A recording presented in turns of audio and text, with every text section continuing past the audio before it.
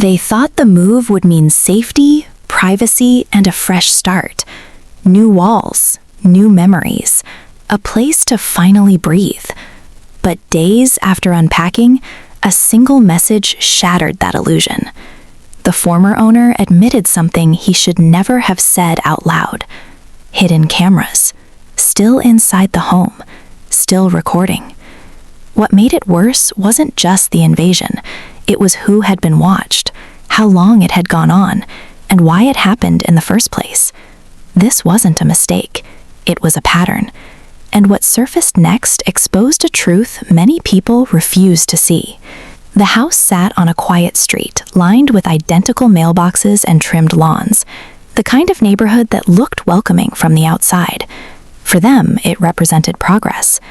After years of renting cramped apartments and being told certain places were already taken, this move felt like a small victory. A stable address, a signed lease, a place to call home without feeling watched or judged. They spent the first days settling in, arranging furniture, filling empty rooms with ordinary life. Mornings began with sunlight through the windows. Evenings ended with tired satisfaction. Nothing felt unusual, though there was a faint, unexplainable sense of discomfort, like eyes lingering where none should be. The previous owner had seemed polite during the sale, efficient, distant. No reason to think about him again. Until the message arrived days later, casually framed, almost careless in tone. He mentioned something he had forgotten. Not paperwork, not keys, but cameras. Devices placed discreetly, meant to observe. At first, it sounded impossible. No one expects to be surveilled in their own living room. Yet, as the reality settled in, so did a deeper realization. This wasn't random. This house had a history, and so did the people who had lived in it before. The search began immediately. Every corner was examined. Smoke detectors, air vents, shelves. What they found confirmed the worst fears. Small lenses carefully positioned, angled with intent. Not for security, not for protection, for observation. As the devices were uncovered, so was a timeline. Records showed the cameras had been active long before the sale. Months, possibly years. The former owner hadn't installed them recently. They were part of the house, embedded into its structure, hidden in plain sight. Then the pattern became impossible to ignore. Every tenant before them had one thing in common. They all belonged to the same marginalized community. Families who had complained about maintenance being ignored. Renters who had felt scrutinized for minor issues. People who were often told they were lucky to be allowed to stay. The cameras hadn't been placed randomly. Bedrooms, living areas, spaces where vulnerability was unavoidable. There was no evidence of monitoring during vacancy periods, only when certain people lived there. What began as a personal violation grew into something heavier. A realization that this surveillance wasn't about the property. It was about control, about suspicion, about a belief that some people needed watching simply because of who they were. As they dug deeper, more details surfaced. The former owner had a history of complaints, subtle accusations, reports of concerns that never amounted to anything concrete. Yet he always seemed convinced something was wrong, that someone was misbehaving, that someone didn't belong. The cameras were his proof, or at least what he thought would become proof. But there was more. Files had been stored, clips archived, not because crimes had occurred, but because he believed they would. The surveillance wasn't reactive, it was preemptive, rooted in bias rather than reality.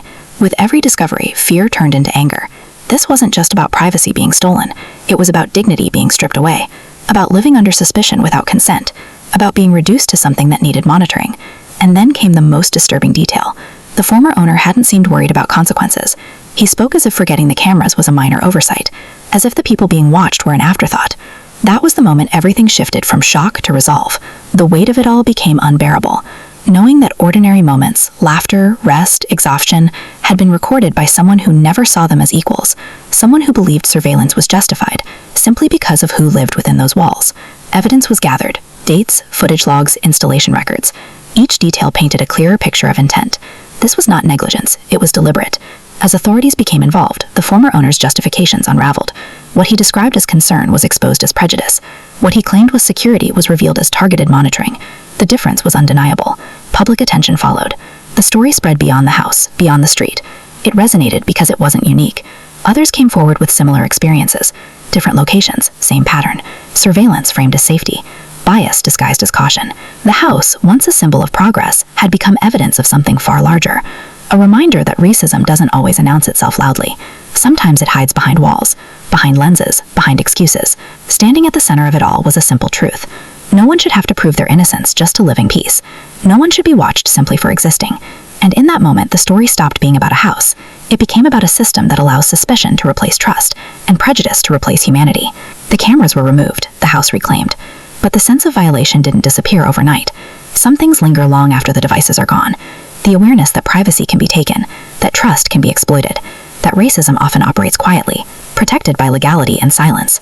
Yet there was also something else: accountability, consequences, a line drawn where one hadn't existed before. The former owner faced repercussions, not just legal, but social. His actions were no longer hidden, his assumptions exposed. What he believed was normal was finally challenged. For those who lived in the house, the experience reshaped their understanding of safety, but it also strengthened their resolve. Their story added to a growing chorus of voices demanding recognition, fairness, and change.